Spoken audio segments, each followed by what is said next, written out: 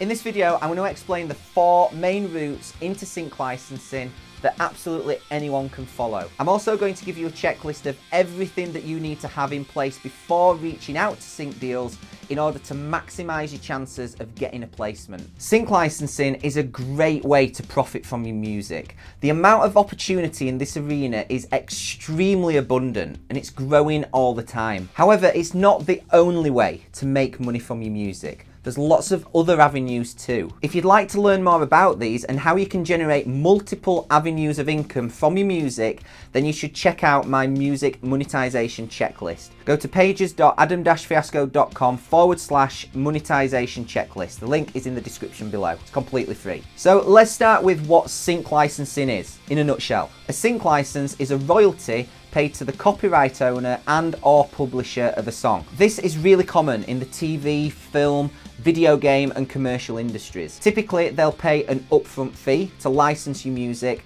and then royalties will be paid every time that song is used, and these will go to the copyright owner and the publisher. This can be extremely lucrative for artists, and it's not unusual to earn 5, even 6 figures per song licensed. Now, before we go through the 4 pathways of getting into sync licensing, let's go through what you need to have in place. You need to tick every single one of these boxes before you even think about reaching out to music supervisors or publishers. You need to have number 1. Build your catalogue. You should aim to have at least an album's worth of songs that are 100% ready to go. And the best way to build your catalogue is to create freely. There are opportunities in sync for every single genre imaginable, even the super niche or seemingly weird ones. So don't be afraid to create freely and create the music that you want to create. This will allow you to work quickly and therefore build your catalogue quickly, which is essential. You do, however, need to be careful when writing lyrics. Lyrics need to be ideal for placement opportunities, so it's a good idea to write lyrics that are open to interpretation. For example, if you are a country songwriter and you write a song with lyrics along the lines something like, "I'm driving a '67 Chevy down a dusty dirt road." This describes a very vivid scene and specific picture and would render your song useless for anything other than a scene that involves a '67 Chevy and a dusty dirt road. So be careful with your lyrics, write stuff that is open to interpretation. Need to have number 2. You must create valuable content. In the sync world, it goes without saying that the production, mix and master of your music needs to be excellent. It needs to be world class. Demos and roughs just won't cut it, and music of the highest production value is essential. However, music supervisors often need a lot more than just the finished mix master of your track. And this is where creating valuable content specific to sync comes in. If you can create some additional assets, then you will save music supervisors time and hassle. And that is 100% going to make you a desirable person to work with. So as well as your final mix, create alternate versions and alternate mixes. Have an instrumental, an a cappella, clean or radio edit versions, cut down mixes and stem mixes. This is a little extra effort on your part, but it will go a long way. Need to have number 3, nail your metadata. I cannot stress enough that this is probably the most important aspect of preparing your song for sync and making sure that it's searchable within databases. If you send music to a supervisor and they like it, but it's not exactly what they're looking for right now, then they will likely add it to their database, to their library. So you need to make sure that your song is searchable should they search for that kind of music again at any point in the future. This is what you need to include in the metadata of each of your songs. Your ISRC code, a short description including who your music sounds like, a list of keywords. For example, is your song sad, happy, romantic or ominous, or any other key descriptors. Finally, include contact information for songwriters, publishers and admin. This is usually an email address along with a phone number. And finally, the 4th need to have or need to do on your part is to bring value to your interactions. Before sending your music, research and listen to the kind of music that is currently getting used in the places that you're pitching to. What I mean here is that you need to make sure that you're not pitching your hard rock track to a TV show that typically uses EDM. You also need to make sure that your tracks are in a format that is suitable for sync. WAV files don't hold metadata. MP3 files do, but they're lossy.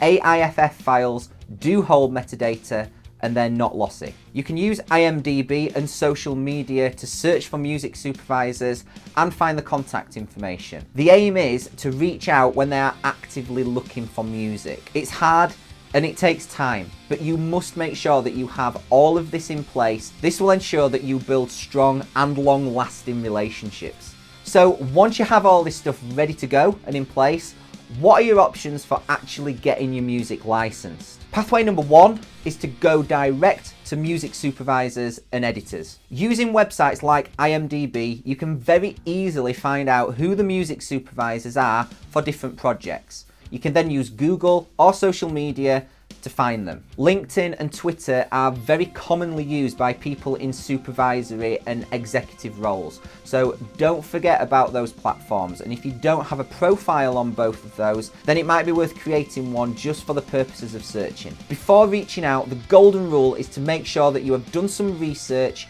and you are aware of what projects they are currently working on. Also, make sure the music that you are pitching them is relevant. The main thing to remember is that in this scenario, you are not an artist, you are a service provider. And right now, you have to earn their trust. You must demonstrate that you are extremely detailed with metadata and you have a solid understanding of how licensing works. You should have good people skills, be confident networking and negotiating, and also be able to answer calls and emails promptly. Do not miss out on an opportunity because you took 2 days to reply to an email. When first reaching out to them, this is most likely going to be via email. So think about what would get their attention in the subject line. If you were this person in their position, how would you like to be approached? Compliment them on their previous work or agree with a quote that they said in a recent interview. Just do something to earn their trust and start developing a professional relationship.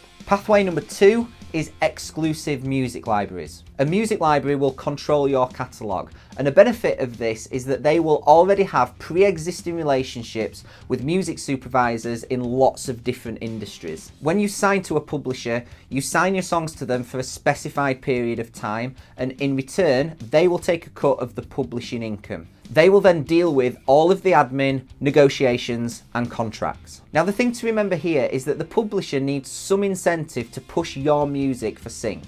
They're certainly not going to do that for free, and they're also not going to get you publishing deals worth hundreds of thousands of dollars for a small admin fee. Your song will always be yours. If you wrote it, it is your intellectual property, and you will be eligible to receive songwriting royalties on it forever. When a song gets licensed, 50% of the income goes to the songwriter and the other 50% goes to the publisher. So even if you give up all of the publishing to your song, you will still get 50% of the overall income that a license pays. And if that includes an upfront license fee well into the tens of thousands, even hundreds of thousands of dollars, then that is an incredible income for you as an artist, and also an amazing incentive for the publisher to keep getting your song licensed. And remember, as well as the upfront fee, you will also receive royalties every single time your song gets used or played. And if this is a big commercial or a huge Netflix series, then the income on the back end can be substantial as well. Pathway number 3 is non-exclusive music libraries. These work in a largely similar way to the exclusive libraries. The difference is you can sign up to as many of these as you wish and have your songs licensed to as many different places as you want at the same time. Now, on the surface, this might sound great, and you even may be thinking, why the hell would I ever sign to an exclusive music library then? Well, there's a couple of things to be aware of. Non-exclusive licenses don't tend to be high-ticket licenses. It's not uncommon to get an exclusive sync deal that pays up front well into the 5 figures. even 6. That's just not the case with non-exclusives. There are also some other common pitfalls when you're licensing your song to more than one place at the same time. Firstly, you will have to retitle your song for every new license, and if you aren't absolutely meticulous with your metadata, then the royalties can get messy and end up being paid to the wrong publisher. And as the songwriter or copyright owner, you will be responsible for cleaning that mess up. None of that is to say that you should avoid non-exclusive libraries. Just be aware of the common pitfalls, and above all, sign the deal that is right for you. Pathway number 4 is royalty-free music libraries. Now, these are probably the worst in terms of generating income, but they exist, and for some people they will be ideal. With a royalty-free music library, you won't earn any royalties when your song is used. That's the whole point, the royalty-free. Your income comes in the form of upfront fees, and these are generally pretty low. There are tons of these about, and a quick Google search can yield loads of results. So now that you've learned the 4 pathways of getting your music licensed, you need to make a few decisions. Firstly, decide how you want to run and operate your business. Will you spend endless hours researching, networking, and building relationships in order to represent your own catalogue and work directly with music supervisors? Or will you give up some or all of the publishing and have a library do all of that for you? If you go down the library route, then research the best outlets based on the music that you will create, and ideally fill a gap in that library's catalogue. If, for example, you write country music and a library already has 100 country artists and thousands of country songs, then that might not be your best option. Instead, try and find one where you have a little less direct competition in your genre. But above all, remember that artists who have a large, high-quality catalogue with a thorough understanding of metadata are highly attractive to music supervisors and libraries alike. There is no doubt that sync licensing can be an extremely lucrative venture for independent artists. However, as I said at the beginning of this video, it's not the only way to make money from your music. There are a range of different avenues, and the more that you can have, the more stable and the more money you will ultimately make. If you'd like to learn about how you can create multiple streams of income with your music, then you need to download my music monetization checklist. It's completely free. Just head to pages.adam-fiasco.com/monetization checklist. The link is in the description below. Enjoy.